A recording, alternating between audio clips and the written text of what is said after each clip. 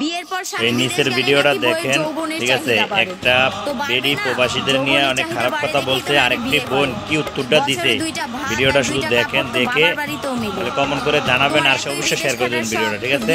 যাতে এরকম প্রবাসীদের কেউ গালাগালি না করতে পারে। তো দেখেন ভিডিওটা, বোনটা খুব সুন্দর একটা মেয়েদের যৌবনের চাহিদা হলেই তো বিয়ে করে কেন বউ রেখে প্রবাসে যায়।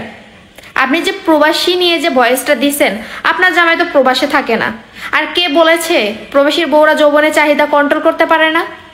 এই কথাটা আপনি কোন লজিকে বলছেন? আপনার হাজবেন্ড কি প্রবাসে থাকে না? সো আপনি ভিউ কামানোর জন্য প্রবাসীর বউদেরকে নিয়ে এত ছোট করে কেন ভয়েসটা দিলেন? আপনি জানেন না যে আরো প্রবাসীর বউয়েরা আছে?